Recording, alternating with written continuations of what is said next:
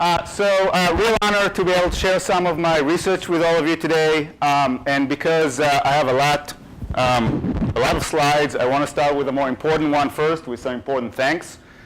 Even though I'll talk about individuals and teams, I'm not here to tell you that it's all about individuals. You always have a lot of support group behind you. So let me start with my family. So my parents, who I'll show you a picture in a little bit of, Yudit and Chen. My family, Terry, my wife, daughter Dalia, who studies hard, is trying to get into Maryland, and Ella, who's trying to get into Stanford, but we won't hold that against her. And then my American family, Joe and Jane Goldblum. I started as a dishwasher and built myself up to an adopted son. It's a longer story, so thank you for all you've done. Early career mentor. At George Mason and beyond, from Rich Klamowski, my dissertation chair, to Jose Cortina and Stan Gali, who I mostly drank beer with, but they also helped me in other ways, and Dov Eden, who's my Israeli mentor. And then, equally important, I've been fortunate to work with a lot of very talented PhD students, both here and also in a couple of other institutions before, Texas A&M and Georgia Tech. Many great Maryland colleagues. There's too many to put in one slide, so all of the M&O department. It's just a fantastic department to work with. Thank you to all. A special thank to Barb Chipman, who not always helped as a faculty member, but as a department chair, she's been wonderful to work with. And of course, the dean's office, Mike and Alex. As you know, it tells you how good they are, that I absolutely dislike and hate being administrator, but they're somehow able to make it manageable, and I really appreciate all your help. And then Michelle Gelfand from psychology, who's been wonderful to me over the years as well. And I've been also blessed with working with many great research collaborators. One of them is here, Mo Wang. A few others are upstairs and elsewhere. So thank you for all the help. What I want to talk to you a little bit about today is my line of research involving individuals and teams. I'll frame it a little bit early on in terms of why we need to study teams and why do we care, or maybe not, about individuals in teams. And then I want to sort of take a step back and think about why I'm interested in it, and sort of provide a little bit about my personal history that provides some insight into the research, and then a little bit of academic research, and then a little bit about the research I've done in that. And time permitting, we'll have some time for questions, or we can just have it outside as well. So most organizations nowadays, if you look at any organization from a small startup to Fortune 500, Fortune 100, all over the world, rely on teams to get work done. Okay? The reason they rely on teams is, as some management scholars have noted, teams are the Ferrari of team design. If you really treat them well, you get a lot for your buck. I mean, they can really transform, perform tasks that individual alone cannot. Okay, and some example in the pictures above. However, there are also individuals working in teams, and today, when you enter a career, when you want to succeed as an individual in a workplace, you have to do it in the context of a team. Okay, and oftentimes, many of us find that working with team is not necessarily a good thing. It's not necessarily pleasant. Sometimes we rely on others, in some cases to save our lives. Okay, in other cases to save the lives of others that we all treat. And so our own success is often anchored in our ability to work collectively with a team. So that's sort of the kind of context I want to talk about throughout this afternoon. By the way, if you Google comics about teamwork, it's amazingly easy to find a lot of them. And that kind of tells you how much people really enjoy working in teams and enjoy making fun of it. But this is a common issue we are facing in teams, where individuals, just like they didn't play well in the playground in kindergarten, they sometimes don't play well together with others in the context of work. Okay? And that's one reason why Spain, and before that France, and there's some example in the US too, haven't necessarily transformed their talent into success. So some questions that have motivated my own research in this context. First, is there really no I in team? Okay, I'll tell you a little bit about my background and how, when I was at Penn State, I was there on the swim team. I heard that term a lot. No I in team, no I in team. And it kind of got me curious about that. Should we really care only about the team if we want team to perform well, or should we also care about the individuals? And is there a trade-off between motivating individuals to perform well and motivating the team? And if you motivate individuals, will they contribute more or less to the team? These kind of questions have motivated a lot of my research. Now, one thing the psychologists in the room can tell you is that oftentimes we get our ideas from our personal backgrounds, okay? Now, don't worry, I'm not going to go Freud on you. But there are a lot about my personal background that, in retrospect, has motivated my interest. So I want to share a little bit about it with you. So I grew up in a small kibbutz in Israel called Hefziba. That's the actual place. Those of you who are familiar with kibbutzes, you grow in a very collectivistic environment where the benefit of the collective is always above the benefit of the individuals. Okay, so just to give an example, we used to have this education committee where young adults, when they're done with the military service, they would come in front of and they would basically ask permission to study what they want to study in the university. So I know about one guy who came to in front of the committee and said, well, I want to study philosophy. Okay, so the head of the committee comes to him and says, well, philosophy is nice, but we need an agronomist to work in the cotton field. So go study agronomy. That's the kind of environment I grew up in. So where the collective was always above the benefit of the individual. Moreover, my parents, which I don't know if you can see well, but there are sort of a couple of red arrows pointing to them, they insisted on having a musical career, and they actually were one of the founders of the kibbutz chamber orchestra. So I grew up seeing how you try to have a career while also working in a kibbutz, and that always the tension was always there. And I also grew up a swimmer. I was a competitive swimmer, and the whole tension between doing what's right for the collective and what's right for me was always there in the background. Later I came to, the reason I came to this country is I was able to come on a swimming scholarship to Penn State, and I became really interested in two things. I was really interested in what is it that motivates people to excel as individuals? But then why is it that when you work in teams, sometimes there are extra challenges you have to face in addressing your own success? Okay? So as a student at Penn State and at George Mason and beyond, I became really interested in the notion that there are those teams that have strong contextual influences on how individuals behave. But there are also individuals' own motivation that drive what they do, that dictate their success and so forth. So what I'll do in the next few slides is very, very briefly give you a little bit of an overview, of a 100 years overview in very, very brief set of slides of what we know about teams and the contextual influences, and also motivation, and about what we know about what motivates individuals. So for me, a lot of this notion, a lot of the interest in collectives and collective influences started in the Hawthorne studies. The Hawthorne studies were published in the 30s, but they were done in the 20s and early 30s. They were basically, they were still under the strong emphasis on Taylorism and scientific management, the idea that you can break individuals' jobs to micro parts, and then if you know all the parts, you could make sure people do what they have to do. And so they set up these studies to look at the effect of lightings on factory workers. And what they found is that regardless of the lighting, what really made a difference is whether the manufacturing employees were watched by the researchers, by research assistants with white lab coats, they suspect at that point, or not. Okay? So they kind of start wondering whether the social influences are important to study.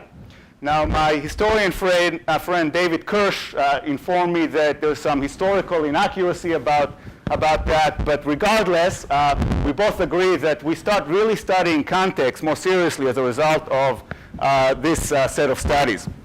A little later, a psychologist named Zion studied the notion of social facilitation, looking at early finding by triplets that noticed that cyclists working alone aren't working as hard as cyclists working with others in presence. Okay, this is an example from ice skating, because my daughter is an ice skater, and I better have a picture of Ashley Wagner there. So that's her there. Now, interestingly, what Zion found is that it's not just it's not always a positive influence. what happens is when the task is not necessarily well learned or is complex, performance in the presence of others can actually suffer. Okay, so again, another nuance in terms of social influences. Moving forward, in the 1950s and 60s, there were a lot of interest in psychology about understanding the terrible events that took place in World War II in the Holocaust. And why did Nazi Germany executed such terrible act, when we obviously look at it now and we try to, it's hard for us to understand.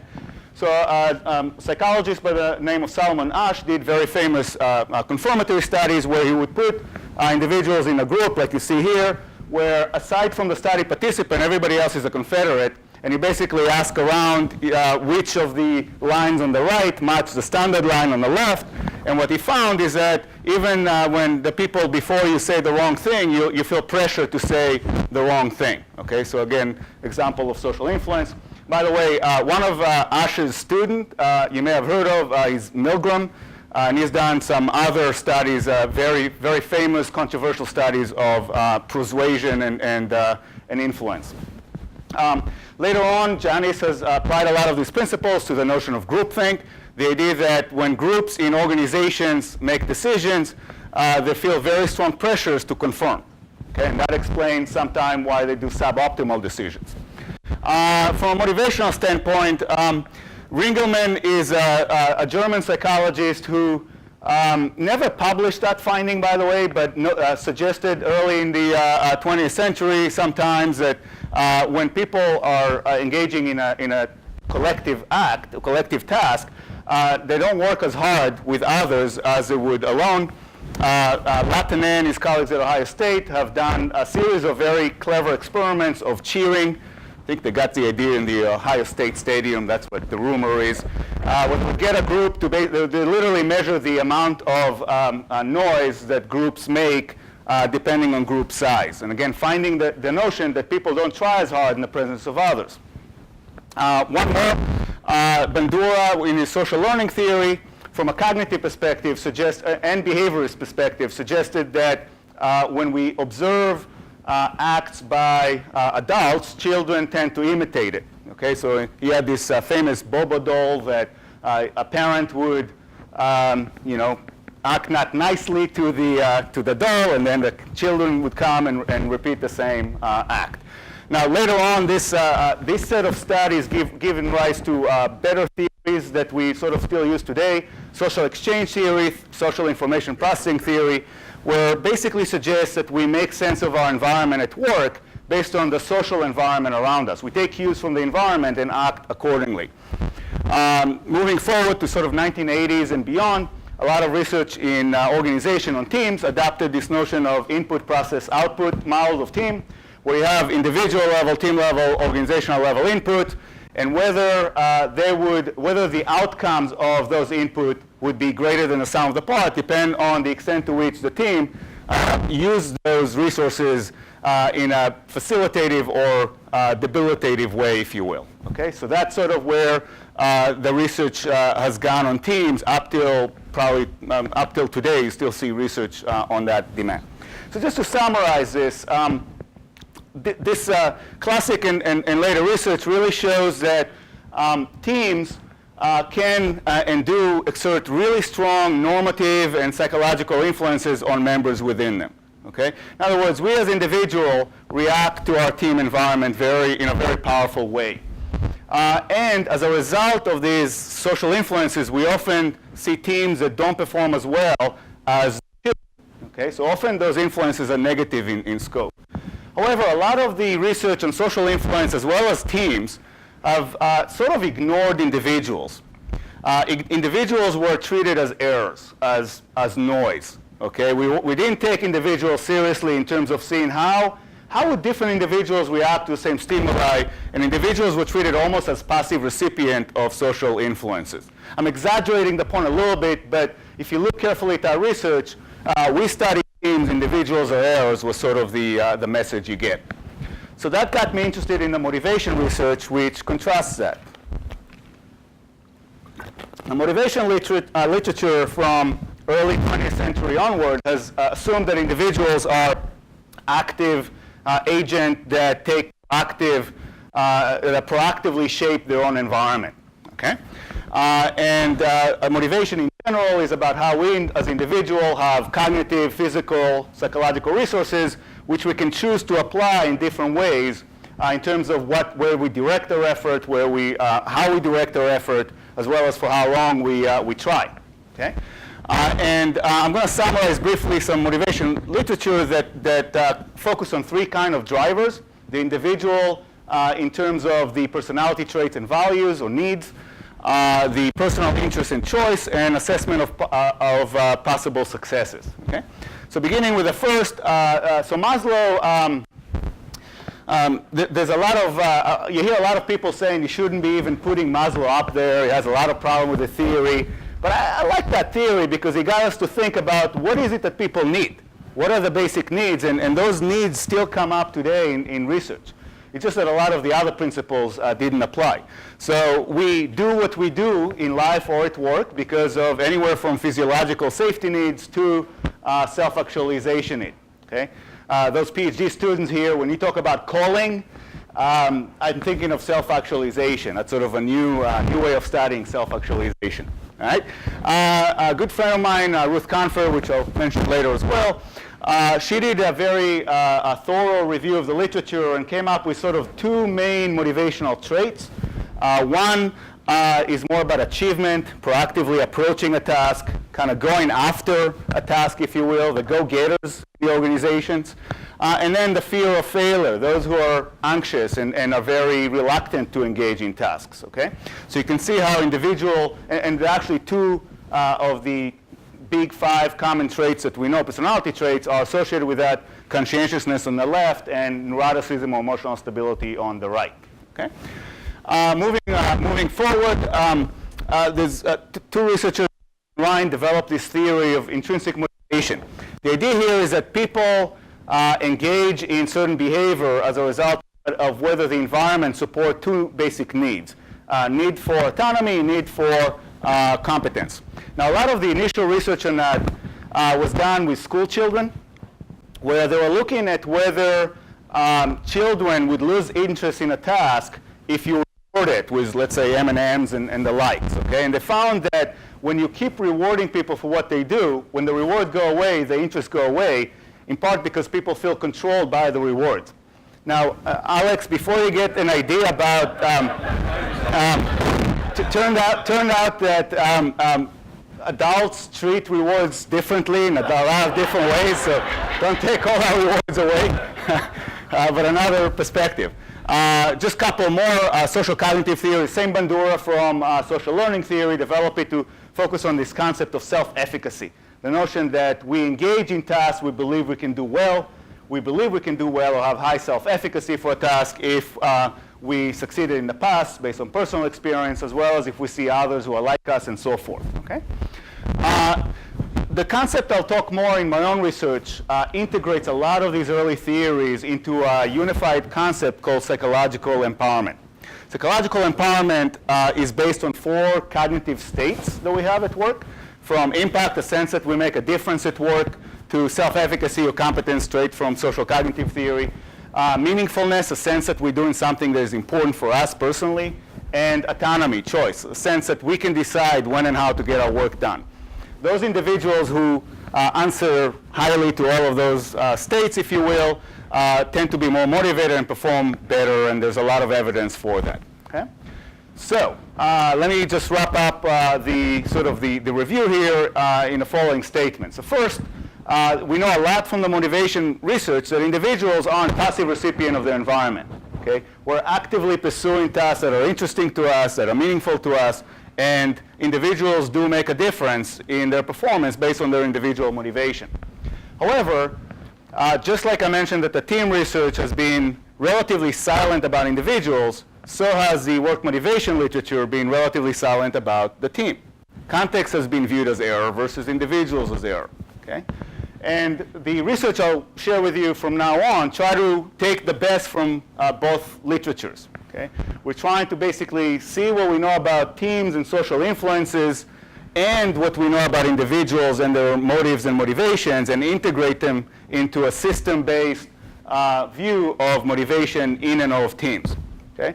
So this is based on work I've done with Ruth Confer. We wrote a theory piece that come up with a system approach to thinking about motivation in and of teams. And we started with the notion that individuals are part to a team, just like neurons and other parts of the brains are part of a brain system, just like individual fish are part of a school of fish, and then you have a flock of birds and so forth. So biological system, there's some principle from those systems approaches that we believe generalize to teams. Okay? And it allows us, those principles allow us to study motivation in a team context from a system or multi-level perspective. Some principles that we argued here. First is the notion that individuals are agents who can perform important tasks just like teams. So collectives have goals just like individuals have goals. Okay? You see a very holistic kind of view of motivation in terms of a reciprocal, mutually reinforcing phenomena between individuals and team, as opposed to either or. Okay? We argue you don't need to choose between motivating the team and individuals, but they reinforce each other. However, we also argue for asymmetry in the extent to which teams influence individuals versus individual influence teams. Okay? Hi, Rich. This is my dissertation advisor. I'll mention him in a little bit. Team influences tend to be, or top-down influences tend to be a little more immediate, more profound, but over time, individuals feed back to the team. And then we also articulate team-oriented and individual-oriented stimuli that combine to motivate the system. So just to show a little bit of how it kind of works, we started by aligning concepts across levels. So just like you can describe individual as having strong sense of empowerment, you can empower team and look at how collectively they share a sense of empowerment. Just like you can look at how individuals allocate their effort, you could look at collective effort, how teams combine their efforts into pursuit of goals. On the input side, we differentiate team-oriented from dyadic leadership. So team-oriented leadership would be Dean Triandis standing in front of the faculty assembly, and everybody hears, everybody gets the same stimuli. Individualized or leader-member exchange, you'll have to put a camera in Alex's office and see who comes in and look at their individual relationship. Okay? The idea here is that leaders can influence a system as a whole, or it can influence parts dyadically. Likewise, performance can be attributed to the team as well as individuals based on past performance as feedback. And then, even though it's a small part here, motivational traits, that's sort of the way in which individual motivational tendency tend to combine to affect the system. And then finally, those cross-level influences. You see a lot of top-down influences early on, and then over time, individuals combine to influence the team. Now, if you get lost a little bit from this model, I've been told it's really complicated.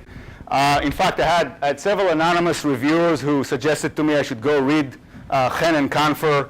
Apparently, so I came up with two, actually, Dalia, who just left, helped me with those slides, but two slides, two comics that kind of summarize those principles. One, individual motivation is necessary but not sufficient. You need alignment of individual and team motivation for the team to perform well.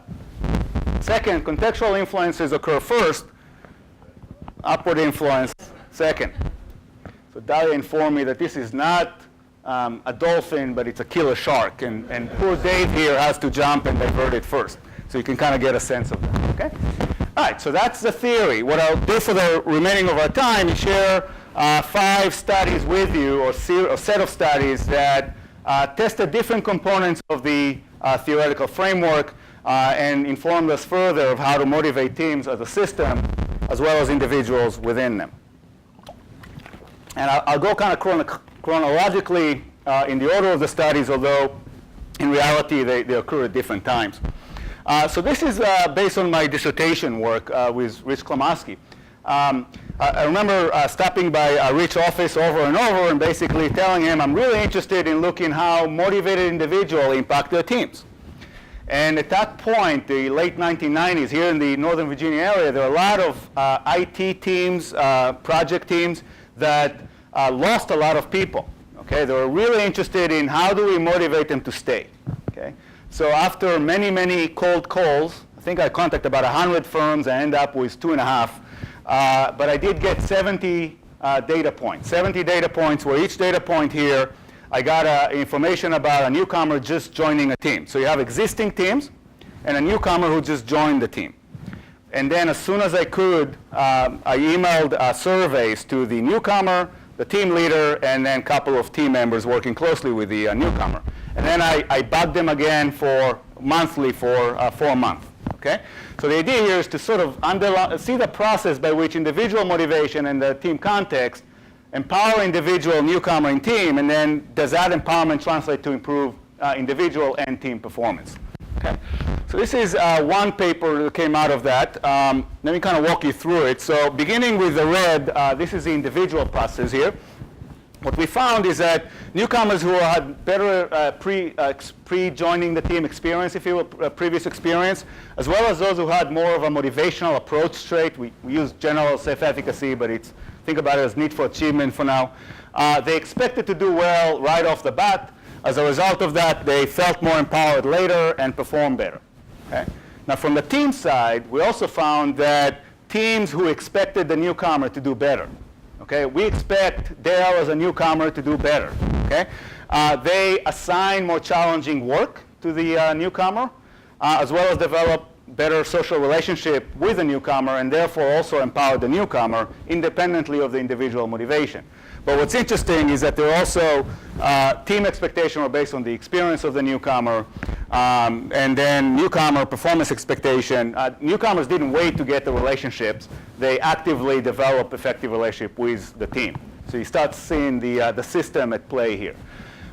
This is sort of very complicated, so I'll kind of focus on a couple of points here. One is the notion that we looked at performance as it evolved over time, not just static performance. And two is we looked on the right-hand side here. We want to see at the end of socialization whether those who perform better were more motivated as a result and benefited the team more. Okay, so this is one finding where we found that that individuals, newcomers who joined more highly performing team improved more over time. We argued that they had more resources, they had higher productivity norms, and therefore they didn't just start better, they improved more over time. What's interesting, though, is that even when you controlled for prior team performance, those who improved their performance more over time had teams who, as a result, benefited more and performed better as a result as well. So you start seeing how it's a bidirectional input. Teams influence individuals first, but then individuals who are motivated and perform better then benefit their team as a result. This is a study that I've done, conveniently enough, when I was at Georgia Tech. Home Depot was there. And we studied night operating teams in 30 Home Depot stores. In each store, there are two night operating teams. There's an independent or non-interdependent receiving teams. Those are individuals who work parallel to each other. They're basically in charge of negotiating what merchandise come to different departments in the store. That's it. Minimal level of coordination there. But then there are the freight team who actually go from the receiving area and stock the shelves. They're much more they're more cross-training there, they're more interdependent, and those were what we call real teams. And then what we did is we examined leadership, empowerment, and performance at both levels at those two different teams. Okay? So empowering leadership, those are behaviors that leader direct at the team as a whole to empower them. Leader-member exchange, that's the example from stopping by Alex's office and schmoozing with him one-on-one, if you will. Okay? And then individual and team empowerment are separate, as well as team performance. So individual performance, supervisor ratings. Team performance, there was an external supervisor who rated both teams. Okay? So separate ratings. We found really good support in the high interdependent freight team, but limited support in the non-interdependent teams. And so one thing that was interesting here is that there were a lot of organizations at the time that were trying to use teams just because they were sort of hip, they were new and important. And this kind of put a pause on it, saying, if you don't really have teams, don't make them. Use them when you have complex tasks and so forth. Okay? I'll skip that. So moving to look more closely at the process, we moved to 2 lab studies.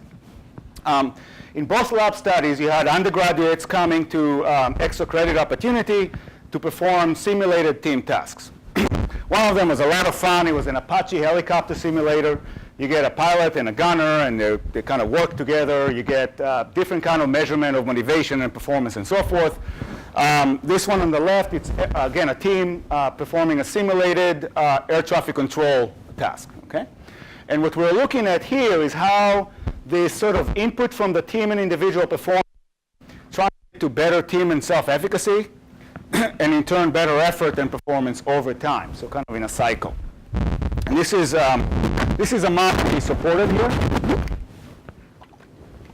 So what you see here, in line with our theoretical model, that prior team performance promote your subsequent efficacy belief at both levels, which translate to better effort. I mean, those are way to team action process and goal striving or effort allocation, and in turn the individual perform well.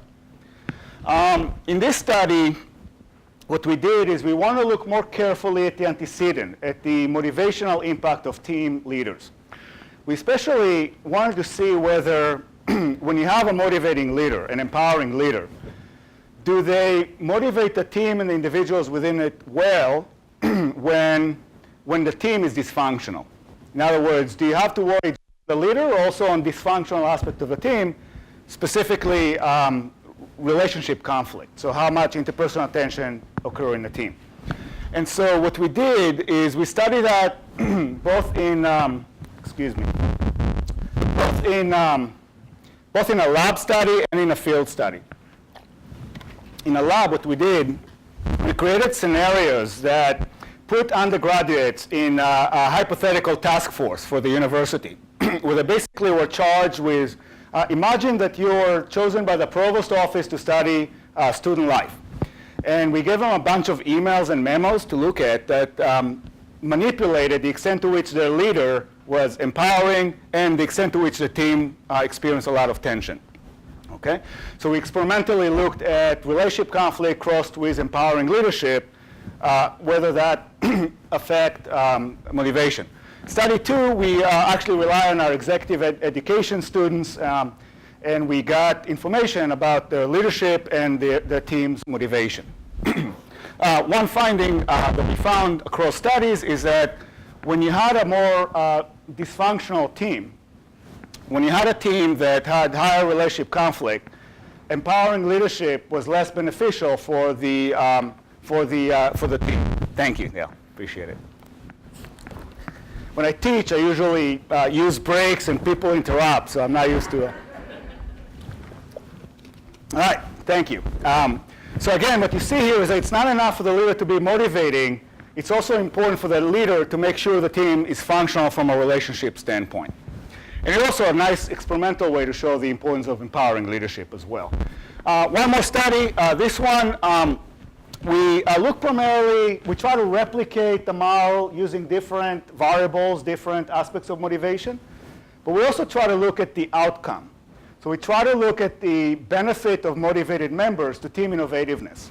And we had an opportunity to study 95 research and development teams in China, which is important in and of itself given how much R&D nowadays is happening in China. And we want to see whether those more motivated members would benefit their teams in terms of being more innovative. And we're able to capture motivation and individual innovativeness at time 1, which is about 3 to 4 weeks before an important, 3 to 4 months before an important team outcome. And the important team outcome was, for innovativeness purposes, it was done right before the Chinese New Year, where we knew they're going to be important team outcome for those R&D teams. Okay, so it's more of a criterion validation of our model, if you will. And what we found, again, what motivates a member is the same as before, just different variables, if you will, in terms of leadership. Proactive personality was important in motivating the members. But then we found that members' innovative performance at time 1, 4 months later, emerged to really promote innovativeness in the team level. Okay? So it's a way to kind of show, again, the importance of the behavior of individuals. All right, so let me summarize what we learned from this research real quick, and then some word of caution, and then hopefully some time for discussion. So first, going back to the title, is there I in team? Well, there's both. There's maybe not an I, but there's an M. And I guess Michael Jordan said there's an I in win too. But basically, you don't need to choose between empowering or motivating the team or the individual, they're mutually reinforcing. And the research in different ways identifying different individual level and team level variables or factors that motivate the system as well as individuals within the system. So for example, proactive personality, other individual traits, leader-member exchange at the individual level, and then more motivating leadership style at the team level as a motivating tool, if you will. And finally, more empowered members are motivated not just to perform their own task well, but they're also, because they're motivated, they benefit the team. Okay? So it's a system where you need to motivate the system as well as parts within it to have maximum performance, if you will, at both levels. All right, so let me almost end with some word of caution. Up until now, I'm sort of going, really sort of cheering for empowerment and motivation and so forth. I think when you're dealing with empowerment especially, it's important to keep a few things in mind. And that's based on other research that's been done as well as by just working with executives and so forth. So first, not all individuals want to be empowered. Okay? Those of you who have teenagers know that responsibility coming with empowerment is not always desired. And then apparently some employees don't grow out of it. Some individuals just don't want the responsibility coming with empowerment. Others don't like the idea of sharing power. So high power distance, for example, individuals, which is a cultural value, they're more reluctant to enjoy from empowerment. And then as leaders would tell you that not all members should be empowered. Okay? Some members are more important for the team and the organization than others. Others don't have the competence needed to be empowered. Okay? And then finally, empowerment for what? The idea that you may equally empower different members of the team by giving more power to one versus the other, depending on the level, depending on their roles, depending on their motivation, depending on their competence, and so forth. So I just want to give a few words of caution before we go in and empowering everywhere. Okay? All right, where to next? The way I look at my current research and where it's going to go in the next, I don't know, 5 to 10 years, let's say. First, many managers would tell you that individuals don't work on one team at a time. In many companies like IBM and others, they work on multiple teams, multiple projects at the same time. Faculty members work on multiple research projects, often with different members on those teams. And so it's important to see how the motivational input from one team may generalize to another. Okay, so when I feel more motivated, when I get an acceptance letter on a paper with one research team, that may change how I behave in another research team, just like they do in R&D teams and so forth in other companies. And then looking more carefully at upward influencing teams. So one of the cases that we teach that takes some of these principles, by the way, is a NASA case about the Columbia shuttle disaster. Okay? One of the lessons that we learned in that case is that there were some voice within the team, and some people did speak up, and yet the system, the team, didn't listen. That got me really thinking about why is it that when people are motivated to contribute to the team, it doesn't always work.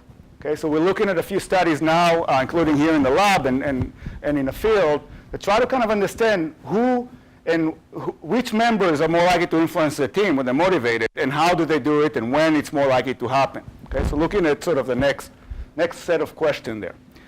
This is all I have, and thank you for your time. We have a few minutes for questions. Anil? So obviously, team composition is part of it. And so I was thinking about a recent book by Richard. Yeah, so Richard Hackman, who influenced a lot of my own research, had this sort of metrics that he used to publish with that basically shows how teams could differ in what they're responsible for. And it tends to be, at least in his model, it tends to go more responsibility to higher levels in the organization. So a top management team, a CEO often select their own members. And in fact, they can select whether they would work dyadically with them or whether they work as a team. Manufacturing teams very rarely get to choose, make those choices. Project teams, other teams in between, R&D teams, they tend to be flexible on that. Some teams choose to share more power and others allocate power more diversely. So work that Kay Bartol and others doing on shared leadership, for example, I mean, look at some how different teams, even doing the same task, can choose to be different in terms of how much leadership and what aspects of leadership they share versus our centralized. And I think with that comes also compensation and rewards, at least informal rewards. You'll find differences there. Empowering somebody, when would that be bad and have a negative influence on the team? If people looked at that and, it seems to me that, just from a practical perspective, that's an issue. Yeah, it's hard to study that, to be honest, because the way we look at empowerment, it's a subjective experience. So part of the challenge is that I may think that I'm empowering you, but you don't feel that way. That's one. The other is, so the slide that I skipped actually showed that when you have an empowered team, the team can compensate for individuals who are low on empowerment. I have a follow-up study in a more complex environment that again show different kind of interactions. So you can think about the fact that even when some individuals don't feel empowered, that could have different consequences to the team, depending on who these individuals are. But in reality, I think what you end up finding is that on average, teams who are more empowered, on average, have members who also feel more personally empowered, in part because when teams feel empowered, they find a way to empower members within it. So it's a system that they're hard to separate in that sense. I don't know if that quite answers it, but it's hard to study the negative outcome of empowerment.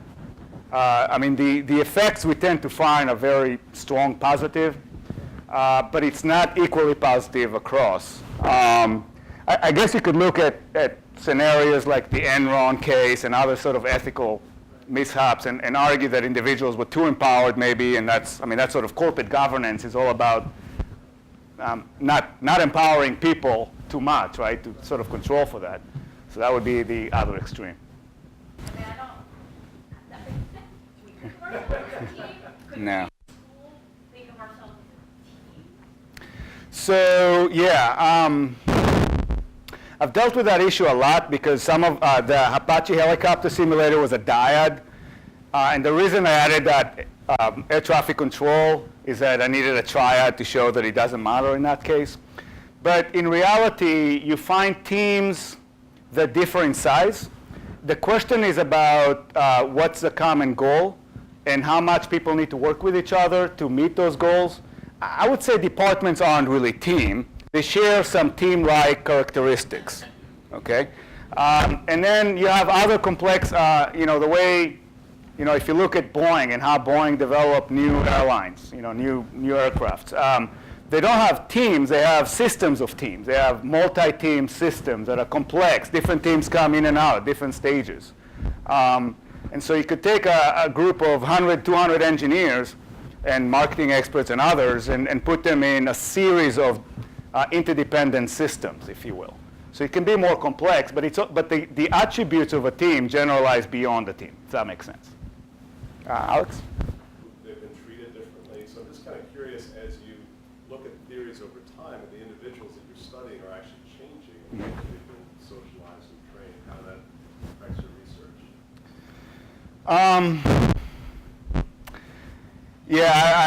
I'm often asked to teach executive courses on Millennium, and I go to Joyce and ask her to do it because I'm actually, the reason I'm saying that is I think that there are something real that come with cohorts. But, in doing this research, I end up dropping it, but one of the very first studies on social influence was by Kurt Lewin, looking at groups of children and the leadership style within them in the 1930s. And he found that that children working for autocratic leaders were much more aggressive and dysfunctional than those working under democratic leaders. So some of the principles stay, okay? Some of the principles seem to apply across. Now, do Millennium, do they have, there's different technology, there's different emphasis. If you talk, cheating in China, you see that the sociological kind of effect of the single child policy and how that kind of penetrate the workplace. But it's always been very difficult for me to dissect how much of it is generational versus it's just things we know about. The environment change in more complex ways. And that's why I don't feel comfortable teaching about millennium, because I don't quite understand that complexity to its fullest. Maybe when my daughters grow up more, I don't know. So I don't know if that answers it. Flash? So, do you want to create A's where everybody is very highly motivated and stuff, or do you want to mix and match in terms of increasing organizational productivity? So that's a different aspect of strategic management of human capital, right? You wanna decide who are your A player, who are the important, we teach about A player, B player, right? And you want to make sure that, and then you have to ask yourself, are these individuals, do you want them closely monitored, or do you want them empowered? And different organizations differ in that. And then you want to make sure that, and then you step back and ask about empowerment, right? It's not something that I can just tell you. I mean, organizations would have differences in different level of empowerment, but there's some cases where you don't want to empower people, or you want to empower them for some things and not others, even when they're your important players. Okay, so it's really hard to answer that in a straight way. Okay.